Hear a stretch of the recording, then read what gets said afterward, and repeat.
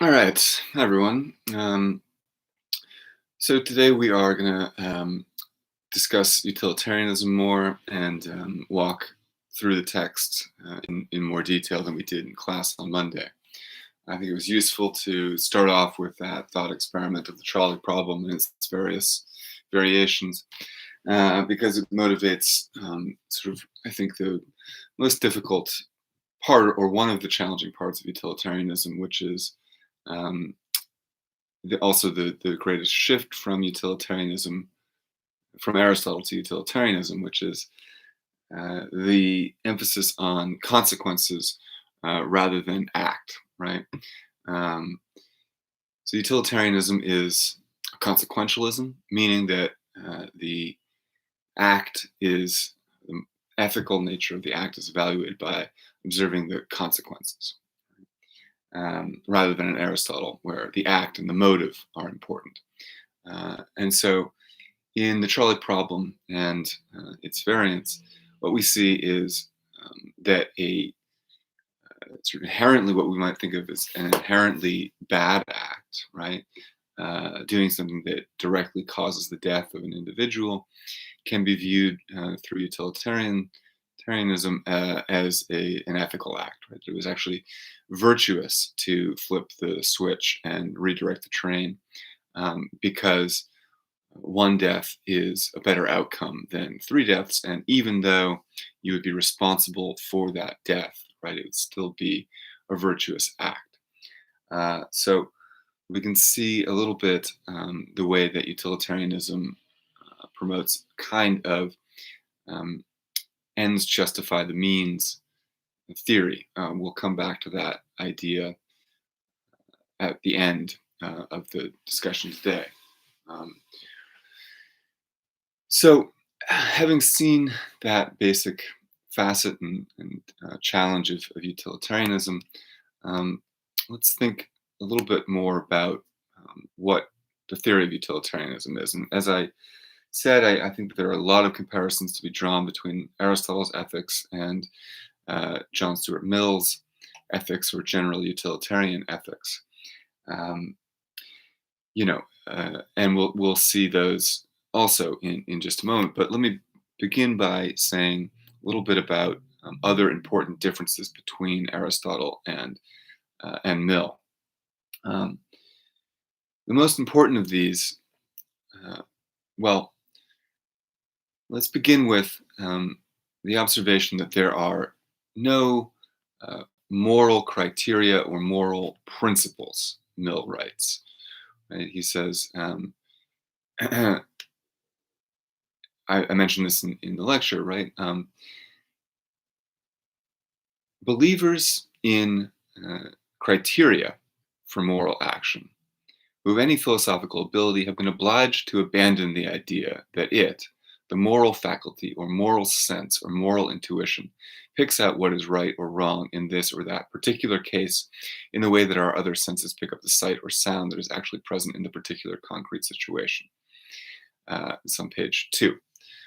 So the what he's doing is taking aim at this idea of a moral faculty, a moral sense, a moral intuition that would pick out right or wrong in this or that particular case.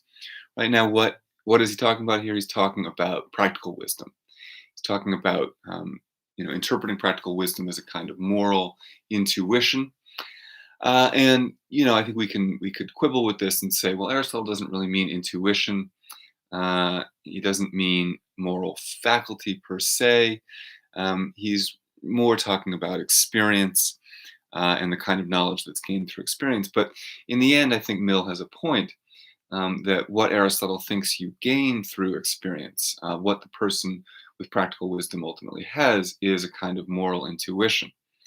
Uh, and Mill is saying, this is nonsense essentially, right? There's no way. Uh, it, it just doesn't work that way. And the reason why that's true, or the evidence that we have that shows that there is no such thing as moral intuition, is that people who have a lot of experience, right, who are, for example, professional politicians, um, are there's no guarantee that these people are going to make good choices, and it's more than just that circumstances get away from them, or that they aren't able to predict the future, but that the things that they think will be right actually end up having bad consequences. That is, what they say will be the consequence of their action ends up not being the consequence of their action. Right? And so the way to test moral intuition is by looking at the consequences of an action. All right, so this person has um, a lot of experience in politics, a lot of experience you know in their field. They should theoretically have this intuition that helps them discern what the excellent, virtuous choice will be. Right, um, but as we can see, often those people don't make the right choices, and the only way to test if they're actually correct is by examining the consequences. Right? So, um, in other words, the only way to know if a person actually has moral intuition or not is to judge their actions according to the consequences of their actions. Right? How else would we judge a moral action or any action? Right? So, we could return to the example of the firefighter rushing into the burning building. Uh, According to Aristotle, right, if the firefighter rushes into the building, um, and by bad luck or accident, a burning beam falls on them and they die, Aristotle would say they still made the right decision. They did the virtuous thing because they acted on the information they had according to their practical wisdom. And Mill would say, well, look, the person that runs into a building and dies has made a bad choice, right? Has not done the right thing, wasn't excellent in their decision. How can you possibly say that was the right choice when it ended in death? Um, so, how do we hold, how do we verify this moral intuition? Only through an analysis of the consequences. Um, that would be the argument against moral intuition.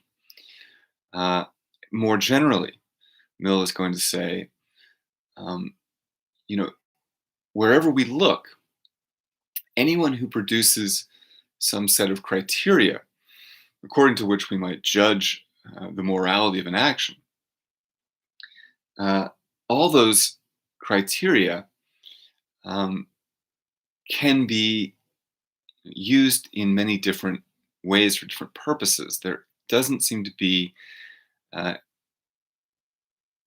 any certain set of criteria that guarantees that an action will be moral. Right? So essentially, what he's doing is pointing out the failure of philosophy through history to arrive at anything like certainty when it comes to the meaning of the good, the meaning of excellence, the meaning of morality.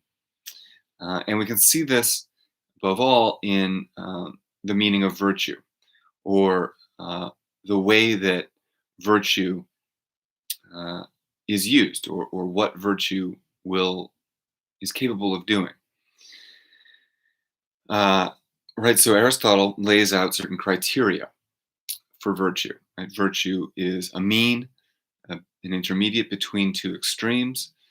Uh, Virtue is based on the particularity of the situation and the actor, um, and all of this, right? So the virtuous person is the one who is able to find the intermediate action that is appropriate to them and the situation. Those are Aristotle's basic criteria. And what Mill is saying is, well, okay, that's a nice sort of way to think about what kind of action might be required, what kind of action is right.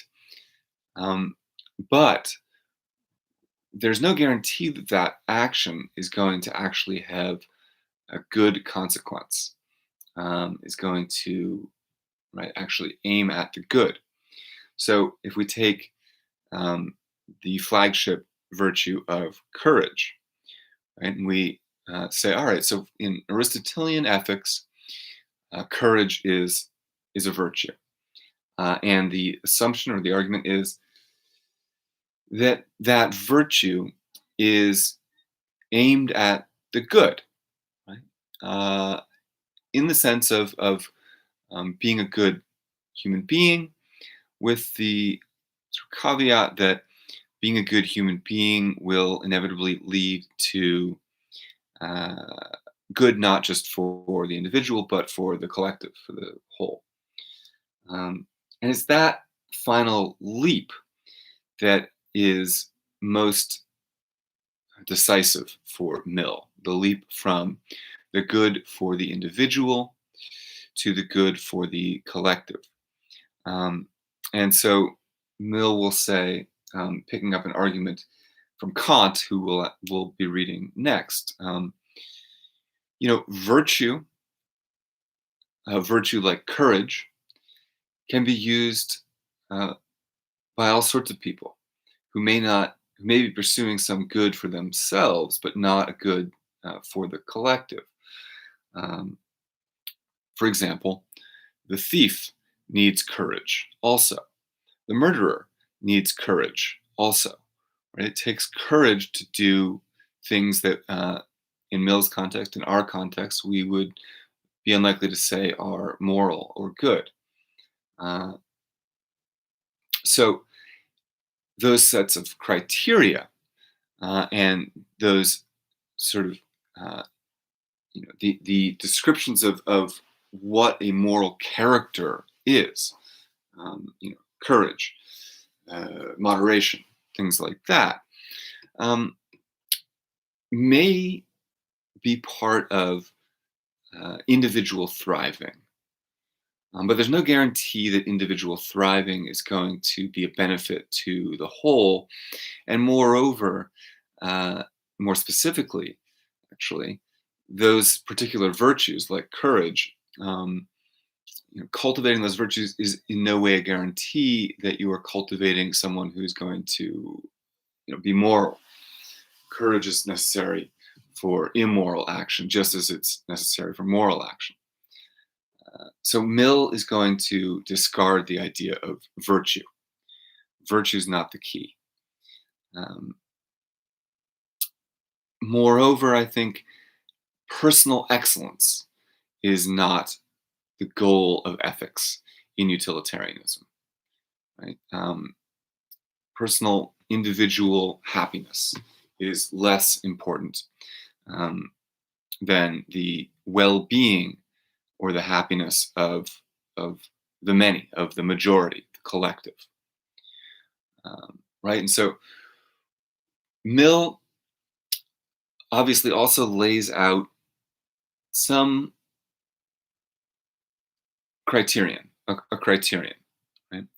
And having just said there are no certain moral principles, he's going to lay out his own principle, right, which is the principle of greatest utility. Now, how does Mill's principle differ from Aristotle's principle? I think we'd say that Aristotle's principle um, explains the content of the excellent person. An excellent person has X, Y, and Z characteristics. The following kinds of actions are moral, right? Courageous action is moral. Liberal action is moral. Proper pride is moral. That sort of thing, right? This is what the moral person is. So there's a positive content to the principle and criteria that Aristotle lays out.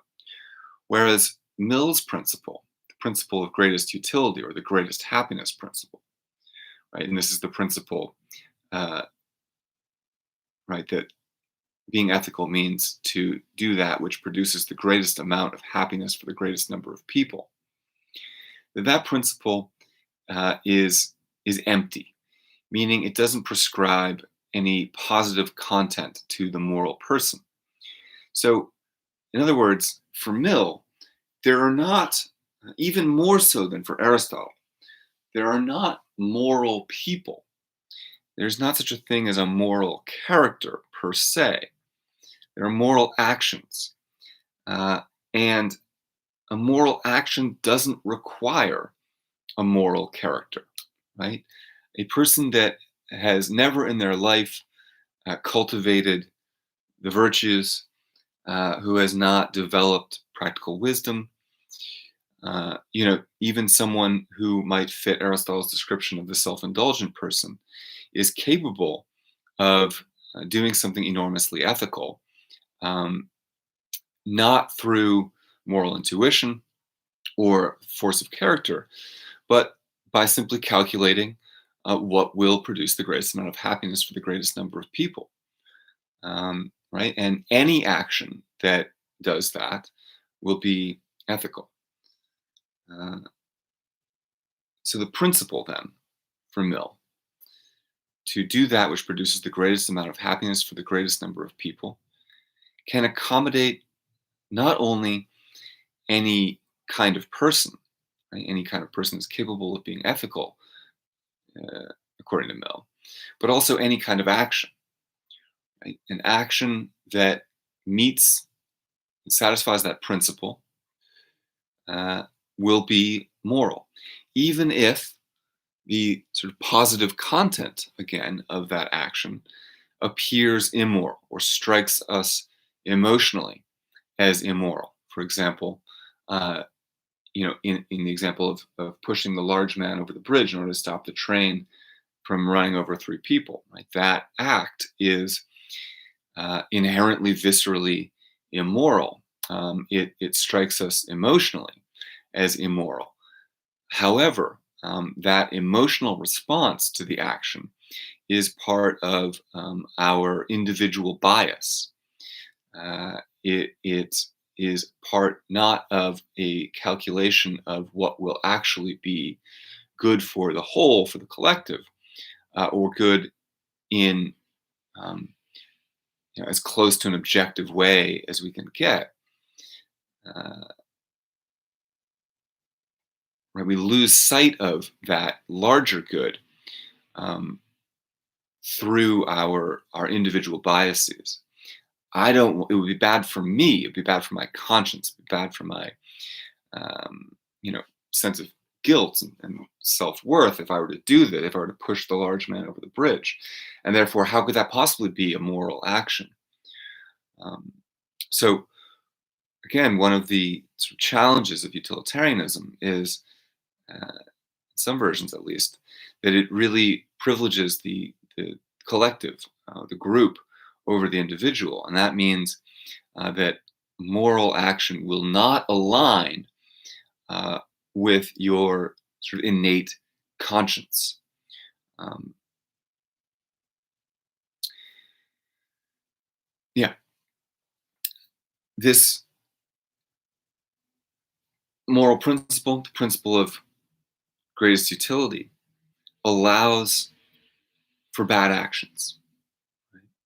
Uh, it is neutral with respect to actions um, because it only worries about the consequences.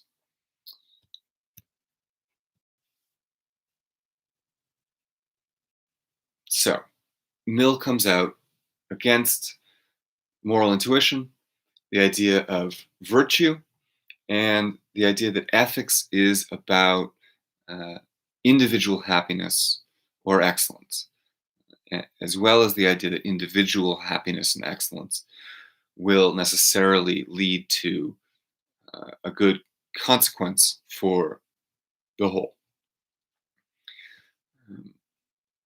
Now, the major sort of point of Mill's essay here, right, what utilitarianism is to defend it from various critiques, right? And so a large part of the text is dedicated to responding to critics of utilitarianism.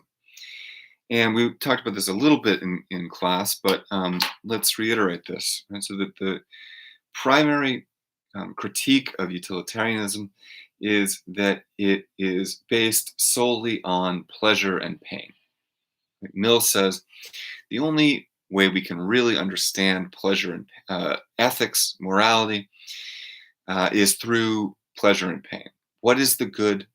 The good is that which gives us pleasure, right? The bad is that which gives us pain.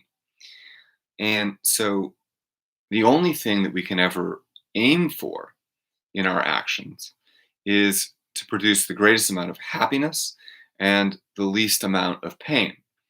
Uh, those are equally valid goals for action, either to increase happiness or to decrease pain. Uh, and so the criticism of utilitarianism is that because it only considers pleasure and pain, it reduces the human to an animal. And it is essentially a form of hedonism, right?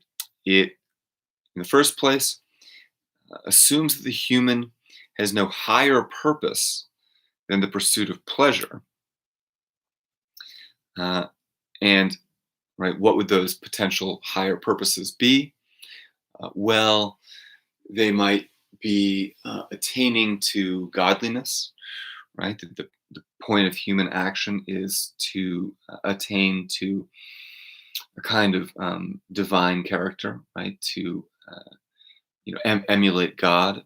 Um, this is we see this in what would Jesus do? Um, God asks us to be godlike, right? That is slightly complicated, obviously, because Jesus is equal parts God and human. Um, but in general, sort of religious teachings ask us to follow a transcendental and divine sense of the good. Uh, in general, the alternative to pursuing pleasure through ethics would be to pursue some kind of transcendental a good, right? Whether that comes from God, as the commandments of God, or if we interpret that transcendental good as a feature of uh, our our essence or our transcendental rationality, and we'll see that idea in Kant again, starting next week. Uh, all of those ideas of a transcendental good want to locate the good entirely outside of the physical world and outside of the body.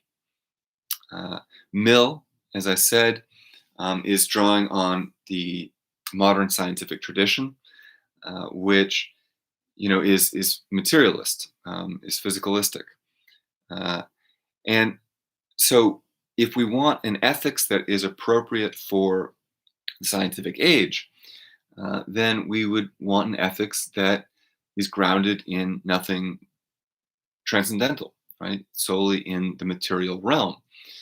And in the material realm, the good and the bad are synonymous with pleasure and pain. And so, like Mill will say, even those goods that are sometimes connected to transcendental ideas of good, for example, intellectual goods, education, refinement, culture, those ultimately are forms of pleasure, and they are about attaining pleasure. Um, so Mill understands, Mill's world is a physical world, and he is thinking ethics through the lens of modern science, where pleasure and pain are the only measures that we can really rely on for good and bad. Uh, so the criticism is that it reduces the human to an animal by denying this transcendental element of humanity and conceiving of the human as solely a material being, like animals are traditionally understood to be. And that it leads then, second criticism, to hedonism. Right? If all we seek is pleasure, if pleasure is the only thing that we can seek, then that's hedonism, right? Hedonism is the pursuit of bodily pleasure. And this is a danger, the critics of utilitarianism say, because uh, this will lead people to believe that the good life is one of indulgence, right? Precisely the opposite of what Aristotle said, and particularly physical indulgence. And so the fear would be that utilitarianism is an ethics that would approve of someone spending their life, lying in bed, eating Doritos, and shooting heroin. Um, and it's a question I think we have to ask ourselves. If we really believe that pleasure is the only possible goal, then why not uh, spend your whole life shooting heroin? Right? I mean, it's I've never shot heroin, but I have read accounts of it, and by all accounts, it seems like the most pleasurable thing you can do. Why not spend your life doing that? If that's the most pleasure you can get, then it would seem, well, if an ethical life, if a good life is maximizing pleasure and minimizing pain, uh, then right, why not just max out as much as possible um, until that evaporates? And I think we can return to some of Aristotle's arguments about that Mill will pick up, and this is where Mill begins to become sort of Aristotelian, and he'll say, those aren't the pleasure of drugs or physical pleasure, indulgences like that aren't uh, aren't real pleasure. The pleasure that is afforded from them is fleeting, is not stable, and depend on external factors. Right? We remember this is one of the main reasons that Aristotle rejects physical pleasure as the highest possible pleasure, or the pleasure that is the proper object of ethics, right? Because uh, physical pleasure depends on something external. I need something from outside of myself in order to have that pleasure, which means that my pleasure is extremely vulnerable and unstable. And I think Mill picks up this Aristotelian argument to argue that uh, true pleasure is found in stability uh, and in long-lastingness, long-lasting pleasure. So, right, the pleasure found in physical indulgence always has a short lifespan, and the consequences of it are actually worse than they appear, right? So to shoot heroin, and I think this might be one of the benefits of Mill's theory and of a consequentialism in general, and perhaps really evidence that Aristotle is also considering consequences more than sort of schematic, sketched version of his theory of ethics states or supposes. Right, what are the consequences of shooting heroin? I mean, immediately there is pleasure, but in the longer term, right, both in the more immediate longer term, right, in the moment of sobering up and uh, right, the craving and the desire for more that comes immediately after that, but then also the longer term consequences of addiction and dependency and the physical toll that that kind of addiction takes on your body. An analysis of the consequences would show that actually, although there is this initial moment of enormous pleasure, the consequences of heroin would be much more painful overall than pleasurable. Um, at the risk of going down a rabbit hole and losing my train of thought, let me say this is both a benefit of and a danger to the utilitarian model. Because in the example of using drugs, heroin specifically, uh, we can see that you need to follow the consequences uh, certain for a certain period of time, um, so that there's an immediate consequence to shooting heroin, which might lead us to make one judgment about it as a moral action. But then there are slightly more remote and then even more remote consequences, which, once those are taken into consideration, would lead us to the conclusion that shooting heroin is not uh, moral, or it doesn't produce pleasure. So in that case, the calculation seems to work, but it also raises other problems, right? So if we need to take into account all of the consequences of an action in order to know if it's ethical, then how do we know when to stop, right? Um,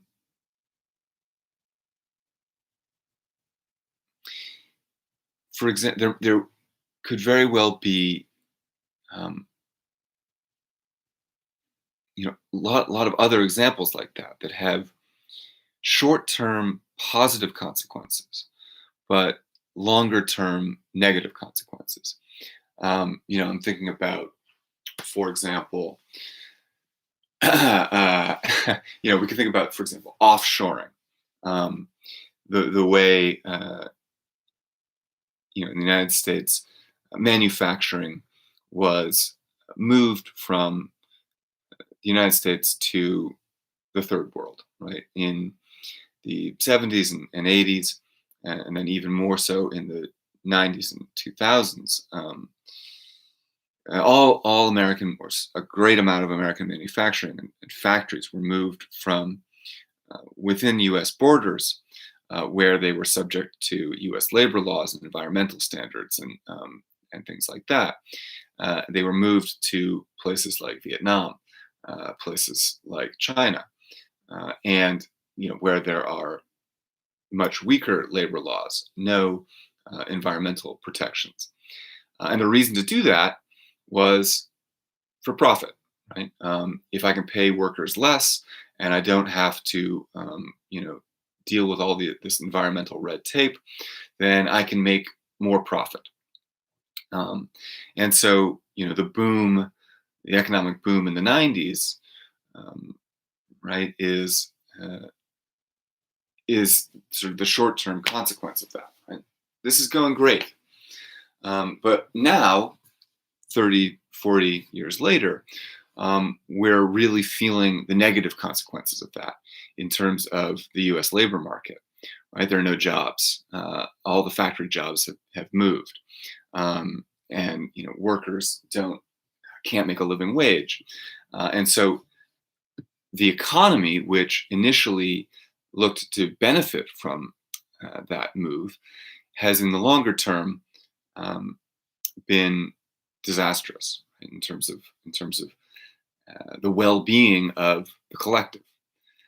So that's an example of how do we know when the consequences end, and how can we judge an action uh, at all, because the consequences of an action continue to unfold. How do we know when the consequences of an action are completed? The consequences go on forever. So that's another sort of problem. Um, and when we think about that sort of question, And we go back and we look at the people who in the 80s, 70s, 80s, 90s were saying this is going to be terrible for the US economy, this offshore. How did they know? How did they know? Uh, and we have to wonder, maybe there's some degree of moral intuition in that. Right? So, what I guess what I'm bumping up against is just the way that Aristotle and Mill play off of each other. Right? Mill needs Aristotle, and Aristotle needs Mill. All right, so that was my tangent, and I have indeed forgotten where I was. Um, hedonism. Right? So the criticism is that utilitarianism will lead to hedonism uh, and the pursuit of just these, physical pleasures. And this is where Mill again becomes quite Aristotelian. Uh, and he says there is a distinction between kinds of pleasure. There are high pleasures and there are low pleasures.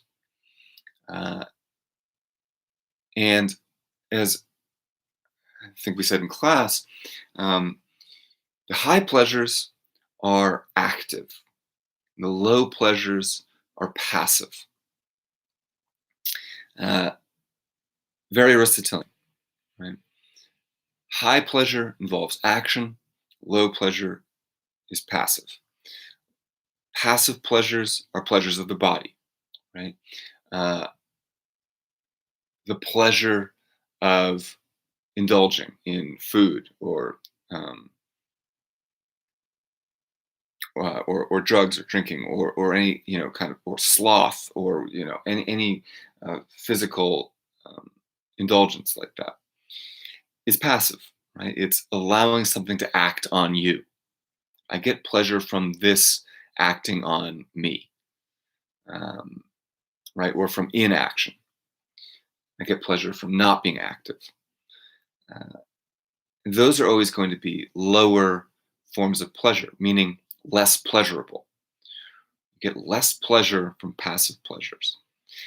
You get more pleasure from active pleasure. And active pleasure means pleasure gotten from acting uh, in the Aristotelian sense, right, of doing something. Now, Mill has a slightly different understanding of what that acting will be. But so the response generally to the hedonists will be, or to the criticism of hedonism, will be that it's not the utilitarians who believe that human beings are like animals, or that there's a danger uh, that people will fall into sloth and indulgence. It's actually those who are critiquing utilitarianism who believe that humans are like animals and will, if left to their own devices, pursue nothing but passive, vulgar pleasure.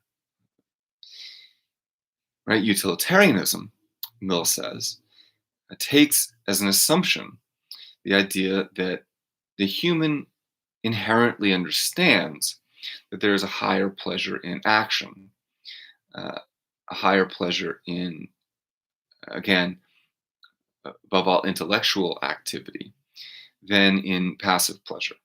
Right? That it's part of human nature to pursue these higher pleasures, and that we don't need to worry that people, if they're given permission to pursue these indulgent pleasures, will give up on any kind of higher pleasure. Right? There's a kind of optimism to this model, right, which says humans by nature seek out a higher pleasure. We want to be intellectually engaged. We want to be active. We don't want to spend our lives lying in bed, um, indulging in physical pleasure. Um, and those of us who do uh, don't do so by nature, but due to deprivation of some kind. We'll talk about that in a minute. Um, but so this is the uh, point in the text. We're on page 5 here, where Mill begins talking about the idea that right the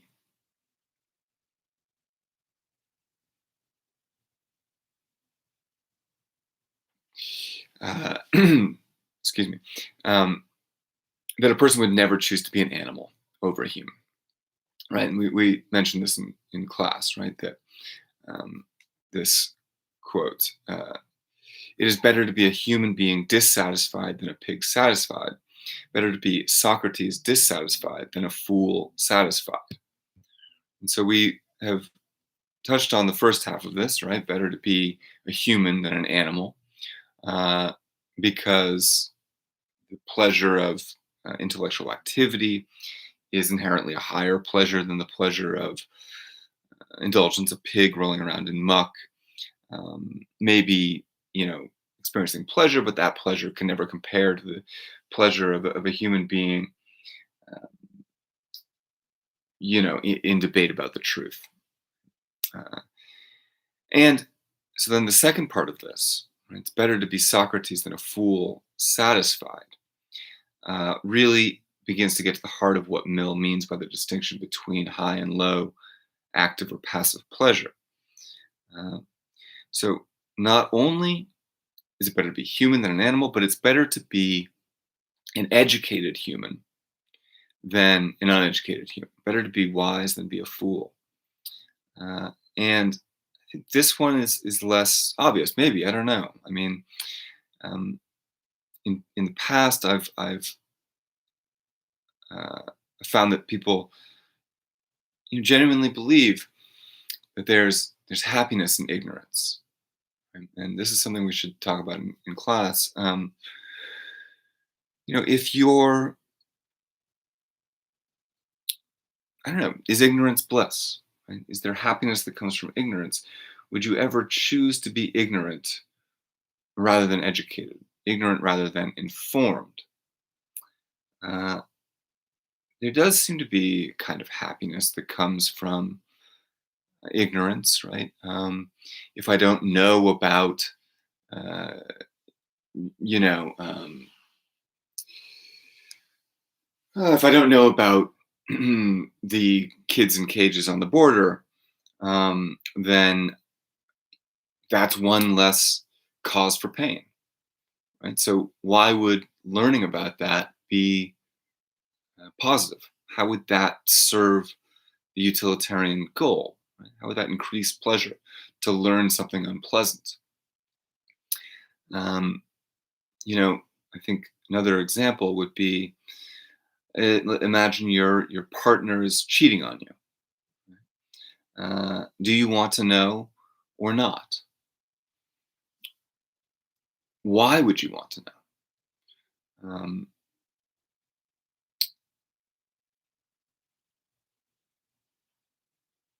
You know, you're much happier not knowing, it would seem. Um, so why would it be utilitarian? Why would it be in pursuit of greater happiness, um, to find out that unpleasant information? Well, one reason would be uh, your ability to actually pursue happiness. In order to pursue happiness, you have to be knowledgeable. You have to be informed. You have to have the facts, right? So if your partner's cheating on you, uh, and you don't know, right? In the shorter term, again, you'll be happier. I mean, everything's great. Got a great Instagram ready relationship. Um, but as you are, calculating about the future and continuing to pursue happiness, um, maybe you're thinking, right? Things are going so great. We're gonna get married, and I'm going to organize my life around the idea that we're gonna get married. And you continue operating under this assumption, right? Under this illusion. And the more you do in pursuit of that goal, right, the further into trouble you get. And so ultimately, it's going to come out, right? Or uh, even if it doesn't come out, um, there's some problem, there's some unhappiness that you're not accounting for that is going to change the consequences of your actions, right? Things aren't going to work out the way you expect them to. So, again, sort of, and this goes back maybe to you know how we analyze the consequences of heroin use or of offshoring or anything, right? I need to be well informed in order to be able to have any idea of what the consequences would be. So I have to know, right, in order to pursue happiness. And if I'm operating with bad information, then I can't know what the consequences of my actions are going to be. And so my pursuit of happiness is going to be compromised. So ignorance is not bliss. Um, and moreover, education uh, and being informed are essential for happiness. And this is really the key point for Mill here, or in this passage, um, that the ultimate response to basically all of the criticisms of utilitarianism will be Mill's argument that greatest pleasure and the greatest happiness are found through education and self-development, right? Um, Now, why is this? Why is education uh, the key to happiness and pleasure? Why is it better to be a miserable Socrates than a happy fool? And I think the best way to illustrate this is with the idea of another 19th century philosophical distinction, uh, which I believe is a distinction made by um, German philosopher Hegel, who we'll also be reading in a couple weeks, a distinction between positive and negative freedom. So there are two kinds of freedom, uh, positive and negative. Let's start with negative freedom. Well, so negative freedom is, otherwise said, freedom from something, freedom from something, freedom from taxation, freedom from wearing a mask, freedom from going to class, freedom from having to work. The second kind of freedom is freedom for, or freedom to do, right? Freedom to practice your religion, freedom to uh, speak your mind, right? Freedom to freedom to play the piano. And that these positive freedoms are uh, going to lead to higher quality pleasure, even though they require more pain. Um,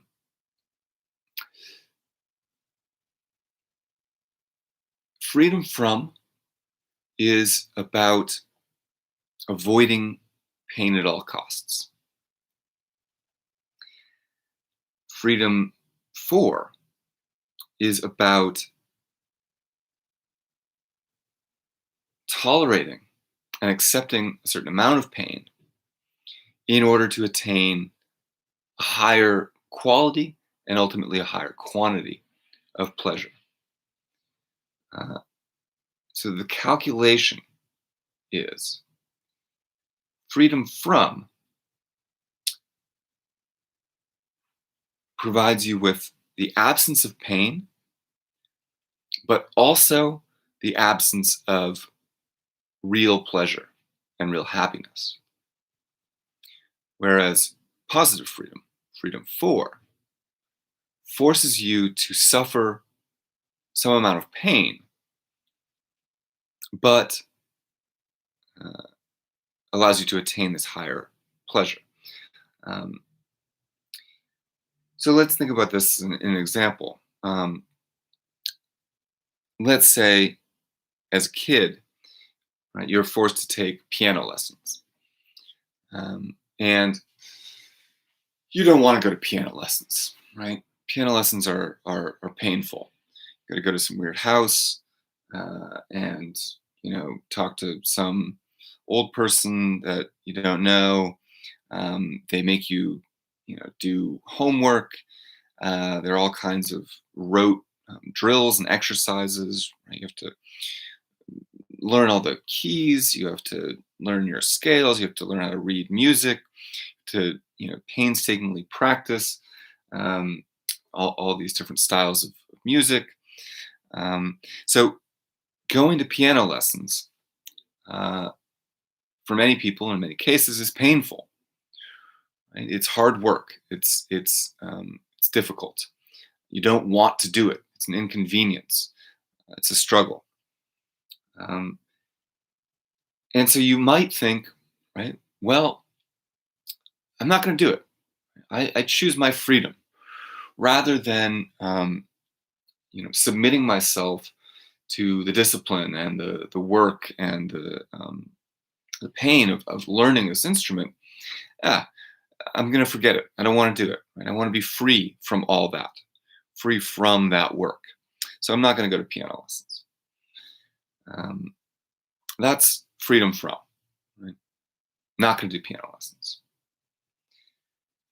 And great, right? Reduced pain. I've got my Saturdays to myself. I do whatever I want. On the other hand, there's freedom for. Right? And in this case, you'd say, I'm going to submit myself to uh, to the discipline and the work that's required to become a good pianist. I'm going to go to lessons every Saturday. I'm going to do my homework. I'm going to practice my scales. I'm going to study this sheet music, etc. It's painful. It's hard work. It's difficult going. You don't get a lot of pleasure out of it. But at the end of the day, right, then we say you're grown up now, right? No longer a kid. No one's asking you to do piano lessons anymore.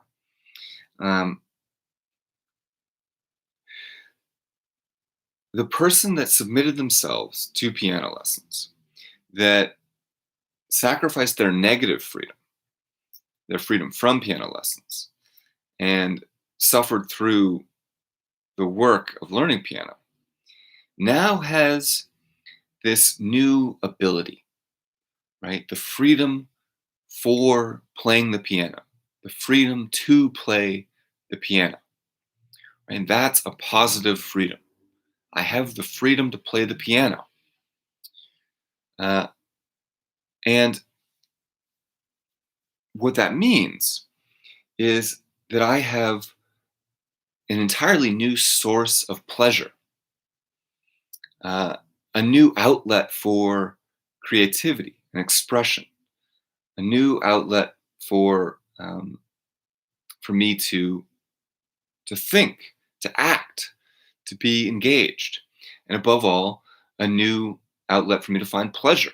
And you find enormous pleasure in playing music, in writing music, in creating music, playing with other people, all of that. So there's enormous pleasure now in having the freedom to play the piano because you submitted to piano lessons. For the person that chose freedom from piano lessons, the piano is not a source of pleasure, not a source of creativity or expression. It is a dead instrument, right? It's a dead piece of wood. I don't know how to engage with it. I have no relation to it. The world is less alive for me because I didn't learn the piano. The person that learned the piano, the world is richer, full of opportunity, more opportunity for pleasure. So in general, the world is a richer, more pleasurable place.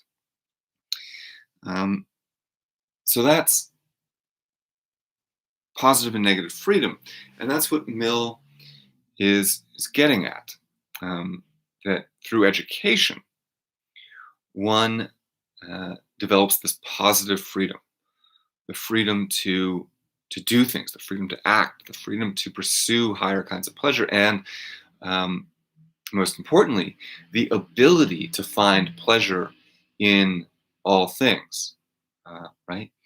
This is why better to be Socrates miserable than the fool, than the happy fool. Right? So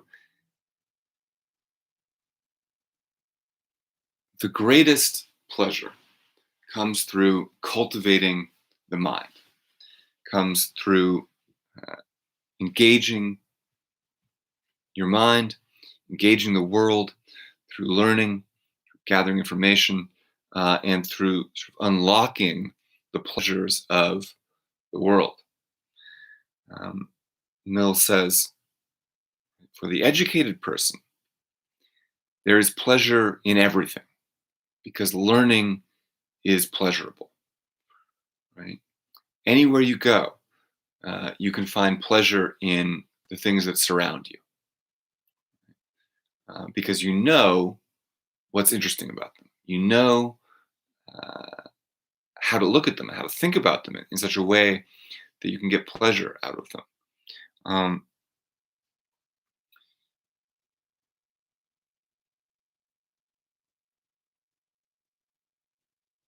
I think that this is really true, that to find pleasure in education means to find pleasure in thinking and learning and analyzing. And through that, to learn about the world, to learn what's interesting about the world, what's beautiful about the world, and to learn how to turn everything in the world into an opportunity for engagement and activity and growth in a certain sense. I was brought up, my mother used to say, right, only boring people are boring. I'm sorry, only boring people are bored. And I think that's sort of what Mill is getting at here, right? If you are constantly engaged, if you know how to find pleasure through engaging the world, then you'll never be bored. There'll always be something to entertain you. If you only find entertainment through passive pleasure, right, then whenever there's an absence of some external thing to give you pleasure, you'll be bored and irritated. But if you are able to find pleasure from yourself, from your own thinking and observing and your curiosity and learning, there's always something to investigate, always something to think about. And there's always pleasure in that. Yeah. So education, right, is crucial to happiness and pleasure.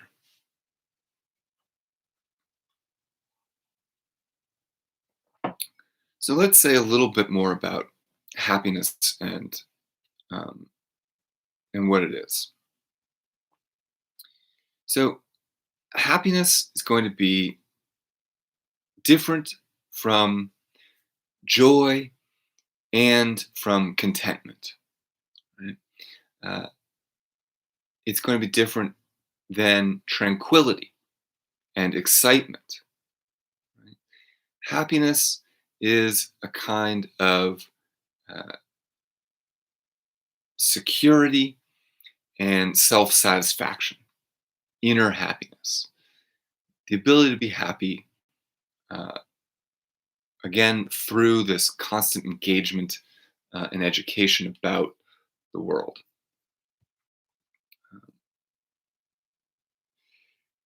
So on page 9, he writes, when someone positively asserts that it is impossible for human life to be happy, if this isn't something like a verbal quibble, it is at least an exaggeration. If happiness is taken to mean a continuous state of highly pleasurable excitement, it is obvious enough that that isn't possible. A state of exalted pleasure lasts only moments, or in some cases, and with some interruption, hours or days. Such an experience is the occasional brilliant flash of enjoyment, not its permanent and steady flame. The philosophers who have taught that happiness is the end of life were as fully aware of this as those who taught them. The happiness they meant was not a life of rapture, but a life containing some moments of rapture, a few brief pains, and many and various pleasures. A life that is much more active than passive, a life based on not expecting more from life than it is capable of providing. Right? So, happiness is this stable, uh, sort of moderate, um, but even continuously growing pleasure. It is not rapture, continual joy, or a constant excitement, um, but right again in an Aristotelian way, kind of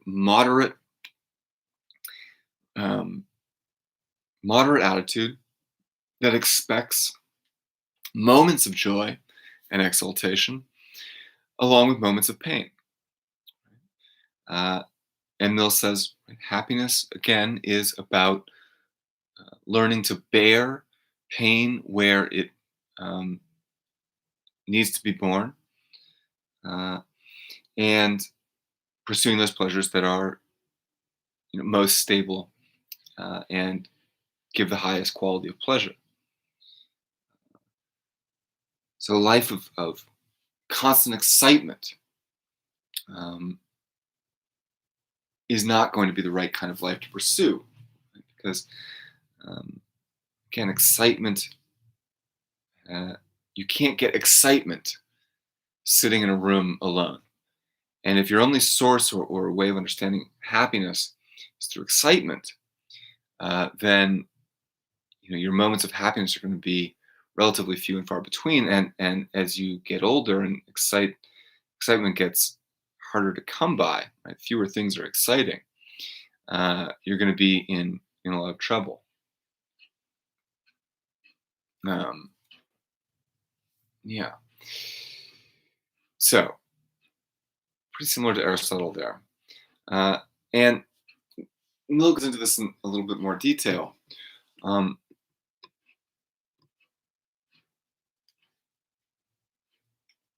Happiness is not also uh, money. Right? That just as we would want to evaluate virtues or moral intuition according to consequences, we can see uh, the consequences of certain pursuits through the happiness of those who pursue them. For example, money or wealth. Mill will say, um, many people think that happiness is money. And if I can just get enough wealth, enough luxury, that I'll be happy. But we see all the time, in fact, it's sort of cliche that the extremely wealthy are not happy. They're constantly beset with anxiety and worry and sense of incompleteness, all of this, right? And so that is not a good. The consequences of pursuing wealth show us that that's not a good, a reliable path to happiness. Money doesn't make you happy. The reason is that happiness requires engagement with other people. And so you're right. So when people who are fairly fortunate in their material circumstances don't find sufficient enjoyment to make life valuable to them, this is usually because they care for nobody but themselves. If someone has neither public nor private affections, that will greatly reduce the amount of excitement his life can contain, and any excitements that he does have will sink in value as the time approaches when all selfish interests must be cut off by death.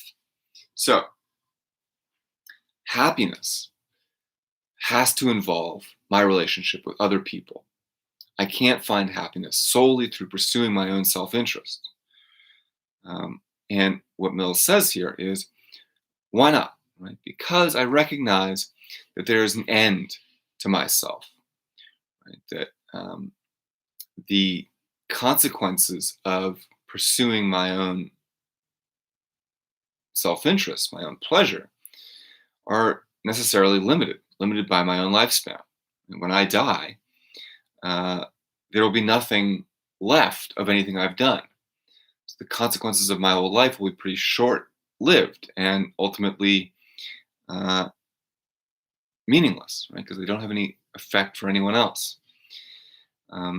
So mortality forces us to, or structurally makes us desire to do things whose consequences reach more than just us, right?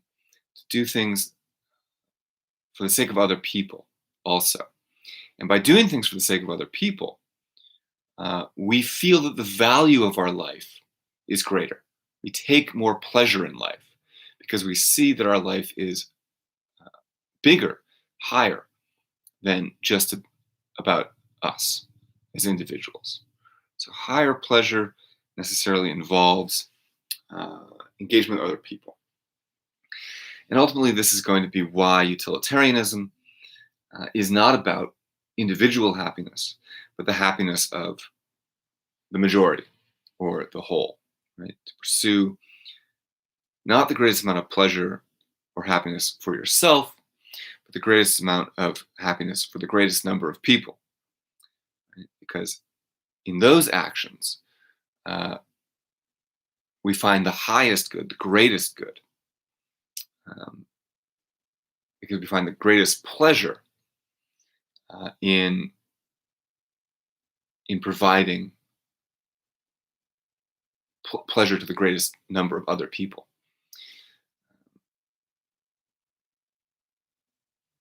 So, the two things that make life most unsatisfactory, according to Mill, are lack of mental cultivation, lack of education,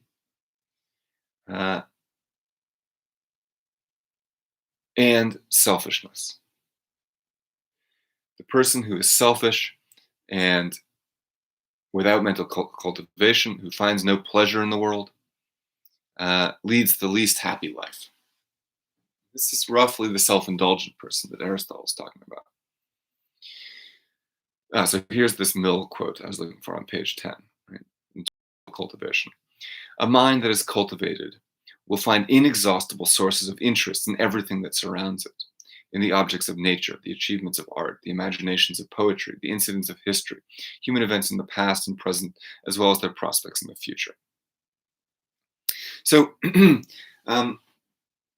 I guess what will maybe be our final point here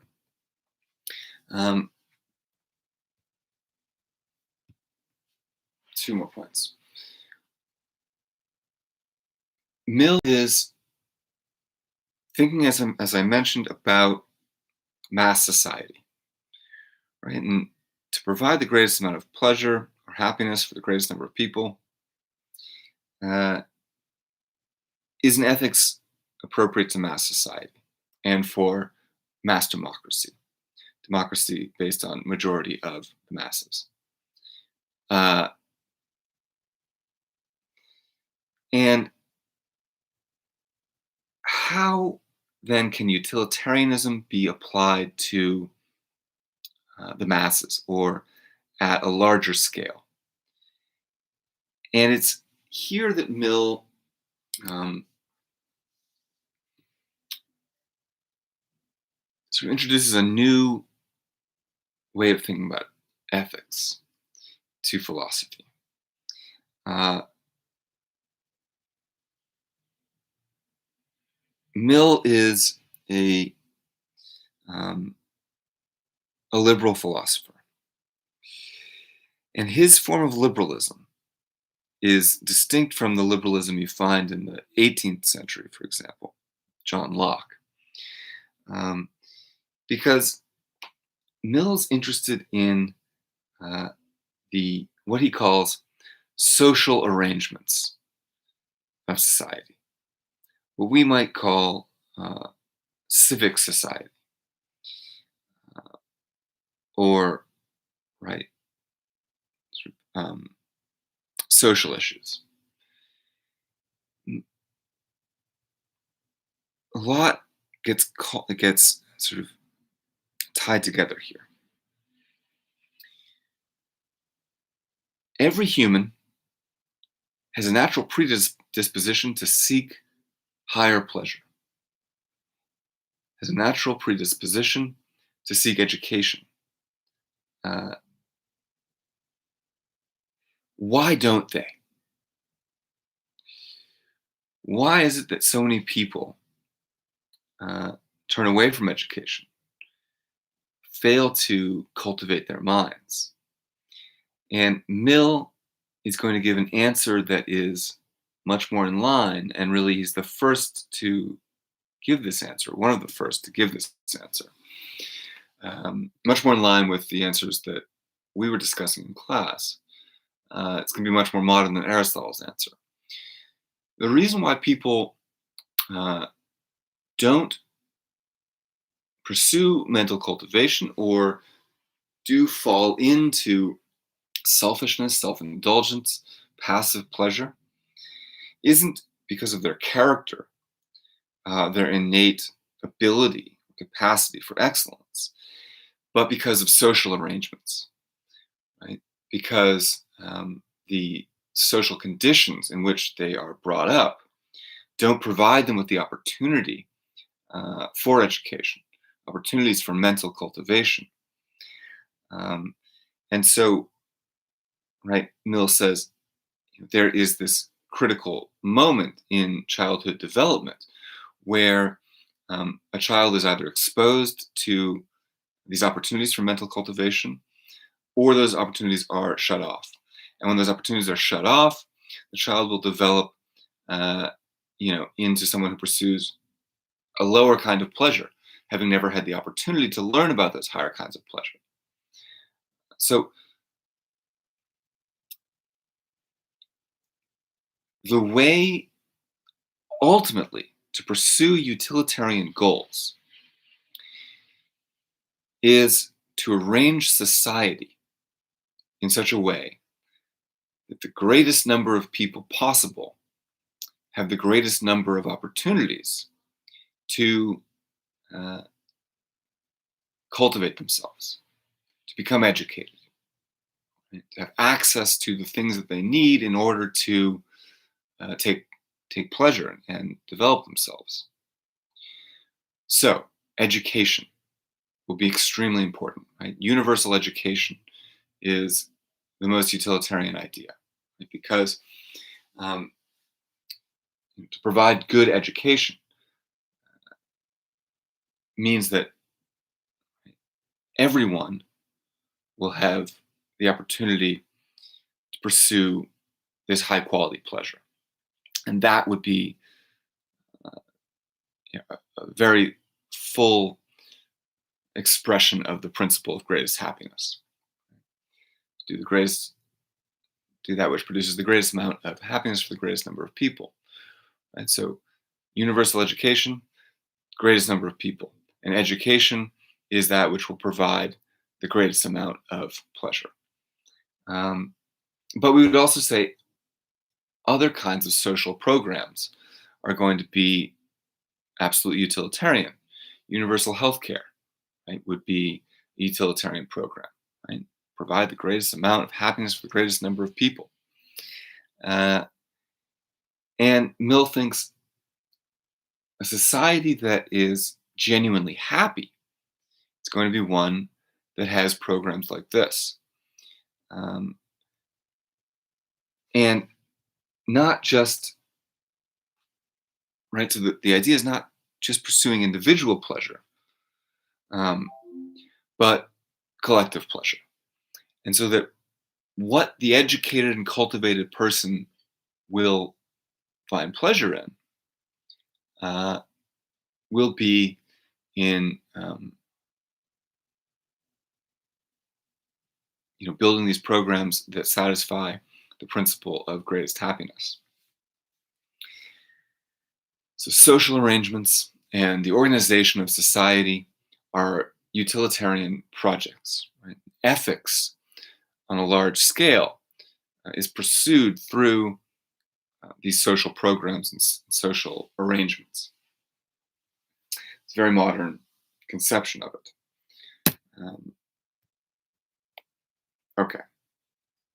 So let me make one more point. And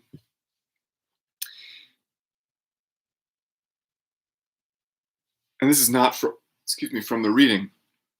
This is another sort of amendment to utilitarianism from the 20th century, development in utilitarianism in the 20th century.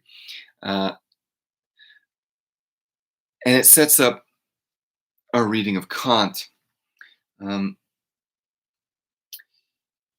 of these, many of the things that I've been talking about have led to reasons to question utilitarianism. How do we calculate all of the consequences of an action? How do I know which consequences of an action are the decisive consequences? What do I do about the fact that certain actions that satisfy the principle of greatest happiness are also morally repugnant to me as an individual? Fine, they're based, my repulsion is based on emotion, on my individual bias, but still, right? What kind of ethics condones or would even promote murder in any instance? So one adaptation to utilitarianism would be to introduce a distinction between act utilitarianism and rule utilitarianism. The idea being that act utilitarianism considers whether or not an act will produce the greatest amount of happiness for the greatest number of people. And so act utilitarianism would say, yeah, right, it is ethical to murder one person if it will save 3 lives. Rule utilitarianism, by contrast, will say there are certain acts that are so immoral that they should never be permitted. Right?